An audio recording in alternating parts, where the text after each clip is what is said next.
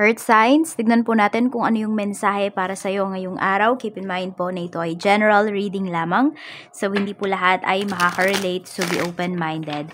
Sa mga hindi pa po nakasubscribe dito sa ating channel, please subscribe na po kayo and palike na din po ng ating video. At sa mga nais pong mag-avail ng ating private readings, ng ating Evil Eye Amulet, ng ating Cures Bracelet, makikita nyo po yung link sa description box. Tarot Intentions by Aliana Reyes. Tignan po natin ano yung energy para sa iyo ngayong araw, Earth signs. So we have Two of Cups. So this is a very good energy. So pwede po na may mga makakausap kayo, may mga makakadeal kayo ngayong araw na talaga naman po na sabihin natin na aayon po sa inyo. Or sabihin natin na magkakasundo kayo ng taong to. So, parehas po kayo ditong may mabe-benefit. Kung ito naman ay pagdating sa inyong love life, nakikita mo yan, very honest po. Yung person mo sa'yo, very honest kayo sa isa't isa. Maganda po yung energy na pinapakita dito. Very strong yung connection. Tignan natin kung ano pa yung mensahe. Ano pa ba yung mga pwedeng mangyari sa inyo ngayong araw na ito. We have 10 of Wands. Yan, medyo nai-stress yung iba sa inyo. Or siguro hindi kayo stress kung hindi. Marami lang kayong gagawin ngayong araw na ito. So, hectic yung inyong schedule. Loaded.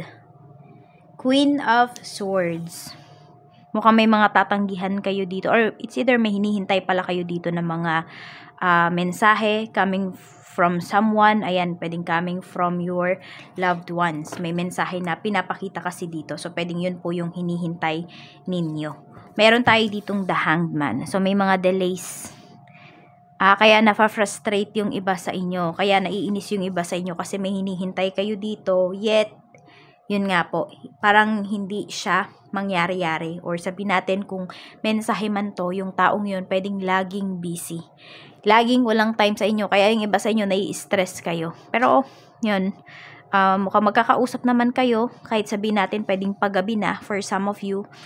Ayan, kakausapin ka pa rin ng taong to or mag-update pa rin po ito sa'yo.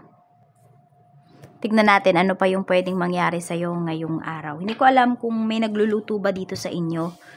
Ayan, para kasing yung iba din, pwedeng mabibitin po yung pagluluto ninyo. So, baka maubusan kayo ng gas for today. So, bago kayo magluto, ayan, tignan nyo muna kung paubos na ba yung gas ninyo. Pero alam ko makikita nyo naman yan yung kulay ba ng apoy. 'Di ba? Pag paubos na siya, iba na yung kulay niya. Tignan natin, ano pa yung mensahe para sa'yo. Okay, mensahe pa po natin kay Earth signs, Taurus, Virgo, and Capricorn.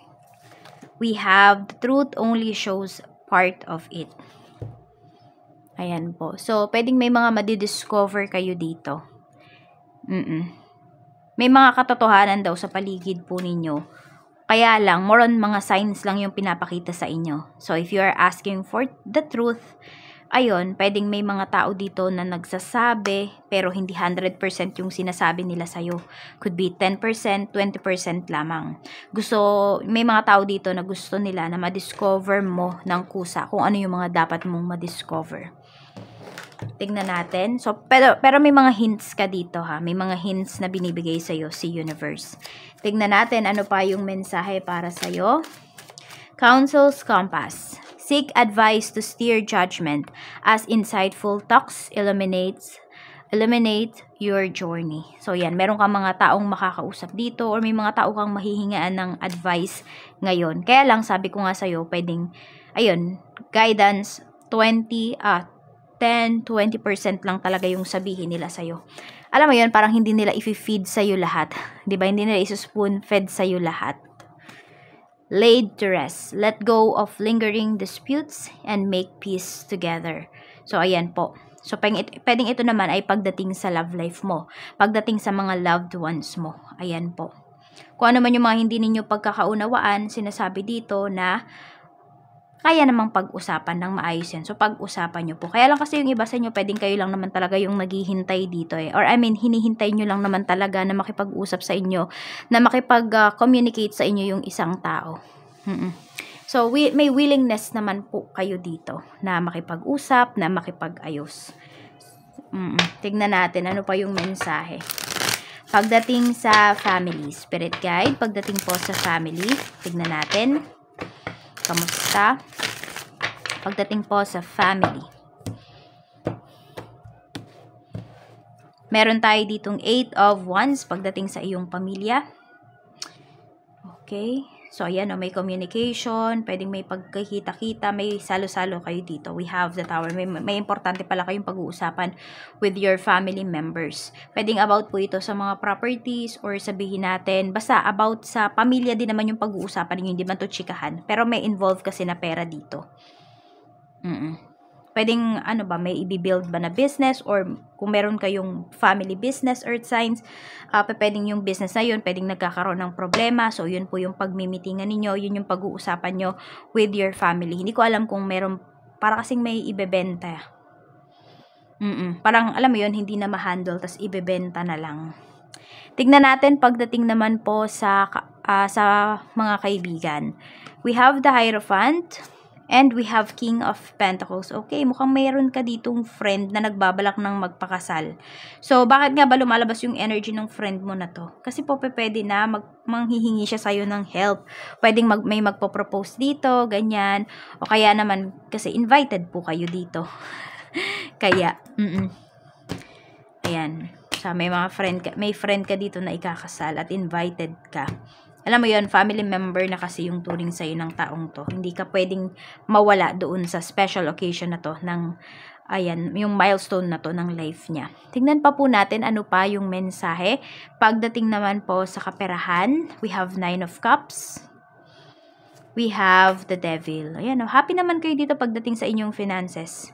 Nabibili niyo po yung mga gusto ninyo. Yan.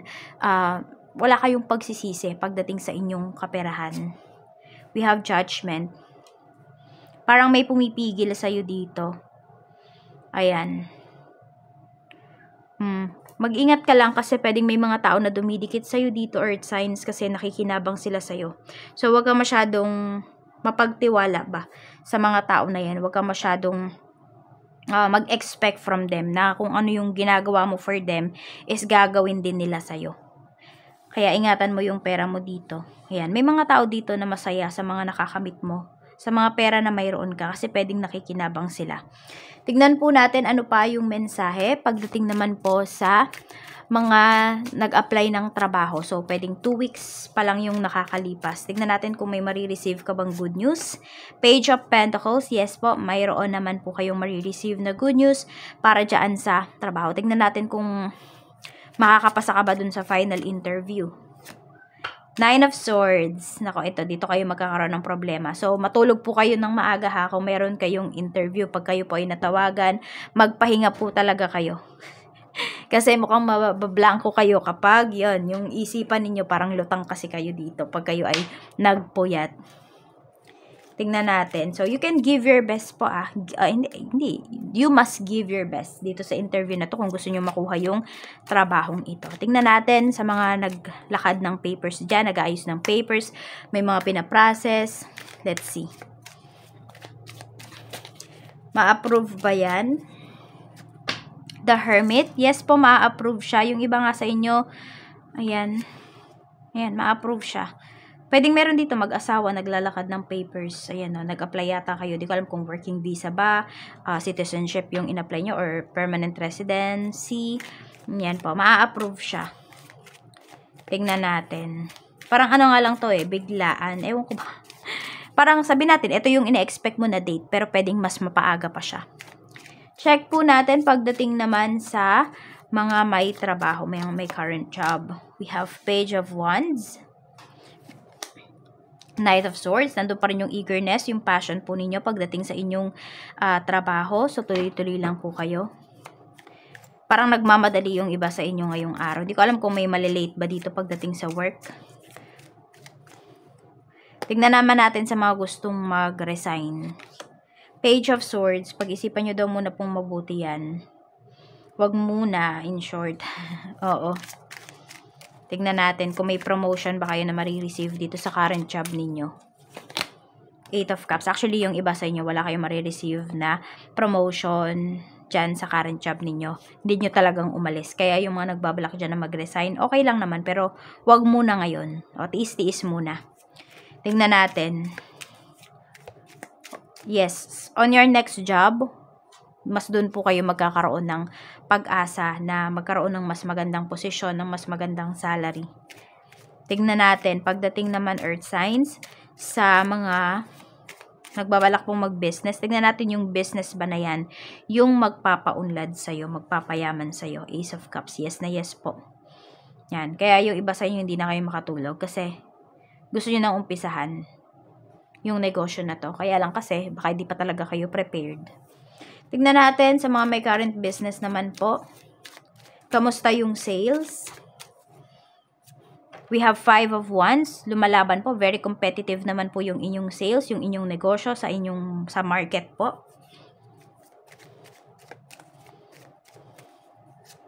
The Star. Makakabawi po yung iba sa inyo. So, kung sabihin natin yung iba sa inyo, 'di ba, third quarter na ng 2024. So, you feel na parang, hindi pa rin tayo nakakabawi ng sales, ganyan. Pero huwag kayong mag-alala kasi meron pa kayong pag-asa dito. Just be consistent. Ayan, di pa naman tapos yung di ba? Meron pang, di ba, August and then September pa. For the third quarter, makakabawi pa po kayo. Tignan natin pagdating naman sa mga single. Sa mga single po, Spirit Guide. Sa mga single. We have 6 of Cups. Okay. Mukhang merong magbabalik sa life ninyo dito. Tignan natin. Or kung hindi to magbabalik, pwede po na ito ay matagal nyo nang kakilala. So, pwede na yung the list na ine-expect po ninyo na magiging kayo nung taong to. Oo, or sabihin natin, kakilala mo lang yung taong to pero hindi mo alam na may gusto pala siya sa'yo. Actually, mukhang matagal nang may gusto sa'yo yung taong to. Yung iba po sa inyo na mga single dyan, nasa malapit lang po ang inyong makakatuluyan or inyong makakarelasyon. Tignan natin sa mga 40 plus and up po na single pa. 6 of Pentacles. So, parang happy naman na kayo eh. Yung iba sa inyo, parang hindi na kayo, or sabihin natin, may mga agam-agam kayo dito if papasok pa kayo sa relationship. Pero kung papasok po kayo sa isang relationship, ayan, okay naman po. Yung iba nga sa inyo, meron kayong makakatapat talaga. I mean, yung kamatch ba talaga ninyo? Yung parehas kayo ng values, ganon. Hindi ka naman mahihirapan. Tignan natin pagdating naman po sa mga single mom. Kamusta yung love energy? 4 of Cups. Sa mga single mom and single dad dyan, pwedeng may trauma na yung iba sa inyo. Yung iba naman po sa inyo is pwede po na kung kayo ay may ka-deal, yung tao na yon nagsisinungaling po yan sa inyo. Hindi siya nagsasabi ng totoo. Tignan natin pagdating naman sa mga byudo at byuda. Kamusta yung love energy? We have 7 of Cups. Okay, do not settle for less. Yan po yung sinasabi sa inyo dito.